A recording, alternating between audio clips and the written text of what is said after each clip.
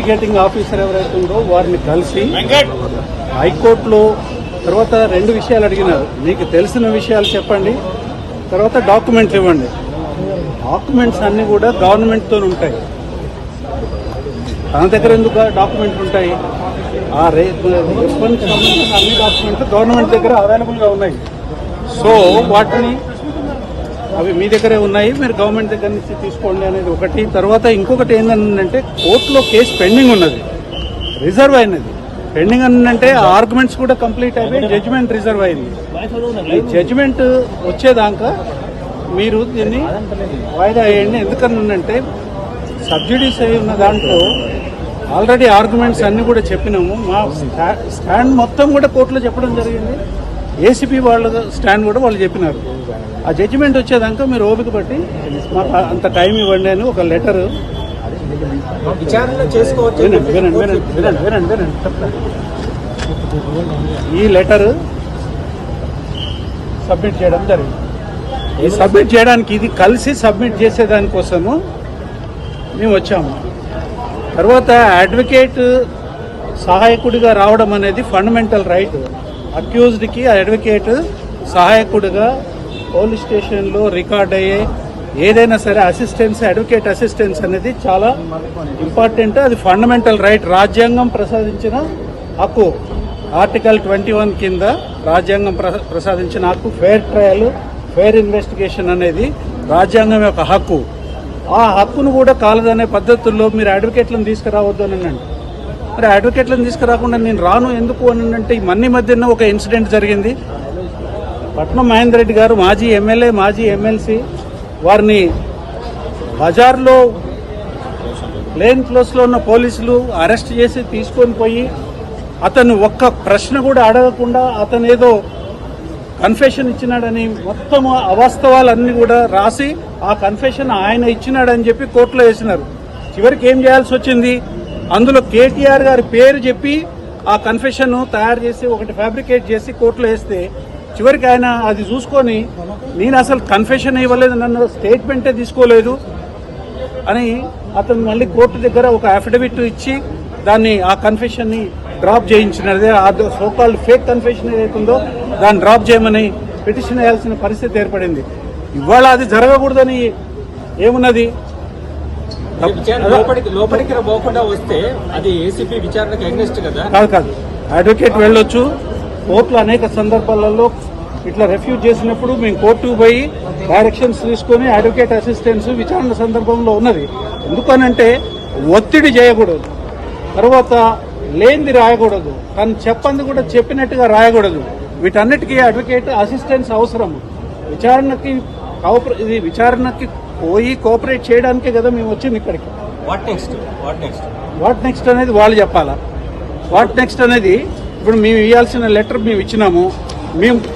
తను స్వయంగా వచ్చి ఇచ్చేదానికోసమే తను వచ్చినాడు. మరి తనని అలో చేయలేదు, అడ్వకేట్లను కూడా అలో చేయలేదు. ఏం అవసరం అండి? ఒక అథారిటీకి లోపలికి రానిస్తే ఏంటి ఇబ్బంది? ఒక మాజీ మంత్రి, ప్రజెంట్ ఎమ్మెల్యే లోపలికి రానిస్తే ఏంది? ఒక అడ్వకేట్ కూడా లోపలికి రానిస్తే ఏంది? ఏసీబీ ఆఫీసులో కూడా ఎంటర్ కానియకుండా బజార్లో నిలబెట్టి అవసరమా ఇది? మేము ప్రాధాయపడ్డాము. అథారిటీ యొక్క గౌరవంకి భంగం అవుతుంది. మీరు ఆఫీసర్స్ ఇట్లా రోడ్డు మీదకి రాకూడదు, మీరు వచ్చి ఇక్కడ తీసుకోకూడదు అని అంటే పర్వాలేదు, మీరు ఇక్కడే ఇవ్వండి, మీరు మేము అక్కడికి రానియమని అన్నాను. ఏం పద్ధతి? ఏం నడుస్తా ఉంది రాష్ట్రంలో? ఈడీ విచారణ కూడా ఉన్నది. ఈడీ విచారణకి కూడా పోతామండి. ఈడీ విచారణకు కూడా అటెండ్ అవుతాము. ఇవాళ అటెండ్ కావాలనే కదా పోయింది. అడ్వకేట్ ని రానియమనే నెపంతో ఇవాళ అక్యూజ్డ్ స్టేట్మెంట్ ఇవ్వడానికి సిద్ధంగా ఉన్నా కానీ స్టేట్మెంట్ తీసుకోలేదు. స్టేట్మెంట్ తీసుకోవాల్సింది అంటే మేము స్టేట్మెంట్ కూడా మేము చెప్పాము, కండిషనల్గా చెప్పాము. ఈ జడ్జిమెంట్ వచ్చిన తర్వాత మీరు విచారణకు పిలవండి అని అన్నాము. ఒకవేళ కాదు అని అంటే మేము స్టేట్మెంట్ ఇస్తాం, దాంట్లో ఇదేం లేదు. కానీ అసలు లోపలికే రానియలే కదా. అడ్వకేట్ ఉంటే రానియమని అన్నది ఇదేంటంటే అడ్వకేట్ ఏమన్నా? అడ్వకేట్ అని అంటే officer of the court. Their duty is to uphold the legal process. ఇట్లాంటి అడ్వకేట్లను కూడా పోలీస్ స్టేషన్లకు రానియమని అంటే అక్యూజ్డ్తో పోలీస్ స్టేషన్కి అడ్వకేట్ రాకపోతే ఎవరు వస్తారండి? ఎందుకు రానియట్లేదు? మీరు పద్ధతి ప్రకారమే చేయదలుచుకున్నప్పుడు ఎందుకు రానివ్వట్లేదు? దేనికోసం ఇవాళ మీరు ఆఫీసర్లను బయటకు పంపించి మీరు మా పిటిషన్ తీసుకోవాల్సి వచ్చింది? ఎందుకు రానియలేదు? ఏసీబీ ఆఫీసులకు ఎందుకు రానియలేదు? కేటీఆర్ గారు వచ్చినారు, అడ్వకేట్ నేను కూడా ఉన్నాను, ఇంకొక 2 అడ్వకేట్లు కూడా ఉన్నారు. ఎందుకు రానియలేదని అంటున్నాను. దానివల్ల నష్టమైంది మీకు. మీరేదో కుట్ర చేయదలుచుకుంటే, మీరేదో తప్పుడు పని చేయదలుచుకుంటే తప్ప అడ్వకేట్ ఎందుకు ఉండకూడదండి? అడ్వకేట్ ఉంటాడు, సైలెంట్గా కూర్చొని ఉంటాడు. ఏదైనా అవసరం ఉన్నప్పుడు, లీగల్గా ఏదైనా అవసరం ఉన్నప్పుడు సహకరిస్తాడు. తర్వాత ఏదైనా జరగకూడదని జరిగినప్పుడు లీగల్గా అబ్జెక్షన్ రేజ్ చేస్తాడు. కోర్టులోకి జడ్జీల దగ్గర నిలబడే అడ్వకేట్లకు పోలీసుల దగ్గర నిలబడే హక్కు లేదా? లేకపోతే న్యాయం సమ్మతించదా దానికి? ఇది ఏం పద్ధతి అని విచారణ చేయాలనే ఉద్దేశం లేదు అనిపిస్తుంది. ఎందుకంటే అందులో కేసు లేదు కాబట్టి ఏదో ఒక అనవసరమైన కారణాలు, ఆధారాలు లేని కారణాలు తీసుకొని ఇవాళ కాకుండా చేయడం అనేది ఇవాళ ఏసీబీ వాళ్ళే చేస్తున్నారు, గవర్నమెంట్ చేస్తుంది. నాకు తెలిసి ఏసీబీ వాళ్ళకి ఏమైనా దీంట్లో స్వేచ్ఛ ఉన్నదో లేదో నాకు తెలియదు.